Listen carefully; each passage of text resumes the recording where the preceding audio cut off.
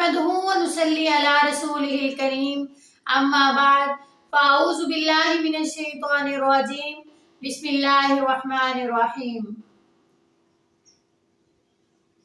बच्चों का बिला वजह रोना। बच्चे बिला वजह क्यों रोते हैं?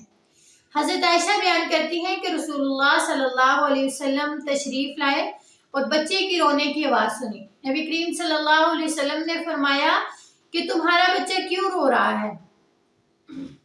क्या तुमने इसको नजरे बद का दाम नहीं किया?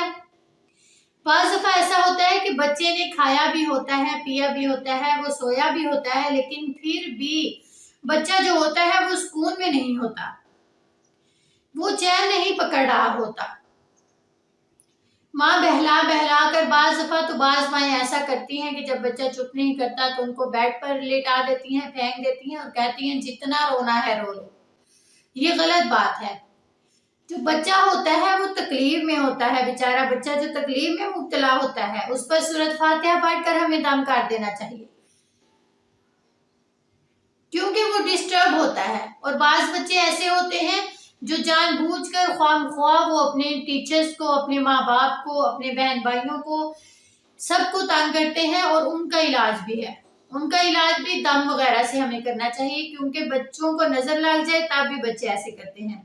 इसी तरह बाज़ बच्चे कमजोर हो जाते हैं, दुबले पतले बहुत ज्यादा कमजोर हो जाते हैं, जो उनकी सेहत होती है वो बिल्कुल भी अच्छी नहीं होती।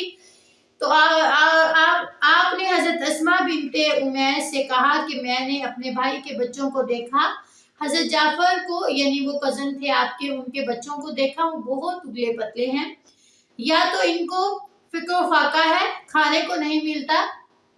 फक्र फाका यानी जब खाने को ना मिले तो तब भी बाज़ बच्चे जो होते हैं वो कमज़ोर हो जाते हैं, उनकी सेहत जो है वो ख़राब हो जाती है। आप खुद ही देख लें कि जब हमारे बच्चे जो है वो खाना पीना छोड़ देते हैं, जब खाने पीने में लापरवाही करते हैं, तो उनकी जो सेहत है वो सबसे पहले सेहत पर असर पड़ता है।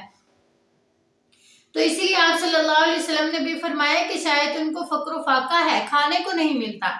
हजरत अस्मा कहती हैं कि नहीं, उनको नजर बहुत जल्दी नजर लग जाती है। बाज़ बच्चे ऐसे होते हैं कि उनको नजर बहुत ज्यादा लग जाती है, तो उनको भी हमें दाम करना चाहिए। फिर आप सल्लल्लाहु अलैहि वसल्लम ने फरमाया कि इन्हें दाम करो। उन्होंने आपके सामने चंद कलिमात पेश किए, तो आप सल्लल्लाहु अलैहि वसल्लम ने फरमाया इन्हें दाम करो, यानी इनके ऊपर दुआएं पढ़कर फूंको। और दाम करने का जो बेहतरीन तरीका है वो ये है कि सूरत फातिहा पढ़ें, आयतल कुर्सी पढ़ें, मुअव्वज़तैन पढ़ें और फूंक मार दें। किसी डॉक्टर के पास जाने की जरूरत नहीं है।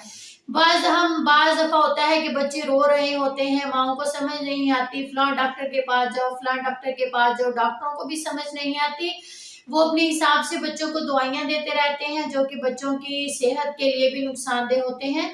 लेकिन नहीं, जब बच्चे जिद करें, बच्चे ने खाया भी फुल हो, पिया भी हो, सोया भी हो, फिर बच्चा फिर भी सुकून में ना आ रहा हो, तो फिर जो उसका हाल है वो दवाइयां नहीं, बल्कि जो उसका हाल है वो सूरत फातिहा है, यानी उसको दम कर देना चाहिए।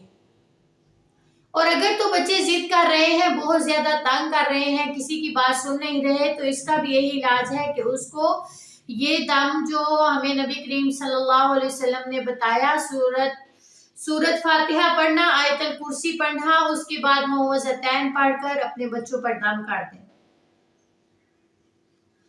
यानी हर माँ को ये तरीका आना चाहिए।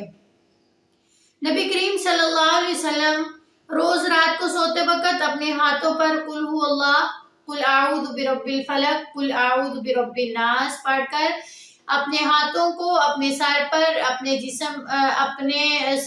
अपने मुंह पर और अपने जिस्म के तमाम उन अज़ा पर जहां पर नबी करीम सल्लल्लाहु अलैहि वसल्लम का हाथ पहुंच जाए, उन पर दम कर लेते थे। यह आपकी जिंदगी का मामूल था, यानी आप हर रोज इसे किया करते थे। और हमें भी यही चाहिए कि हम नबी करीम सल्लल्लाहु अलैहि वसल्लम का जो जिंदगी का मामूल था, हम अपनी जिंदगी का मामूल उसे बना लें। हमें भी सोते वक्त अपने आप पर, अपने बच्चों पर दम कर देना चाहिए। अपने आप पर करना, अपने बच्चों को इतनी आदत इस बात की डालनी चाहिए कि इसके बगैर उन्हें नींद ही ना आए।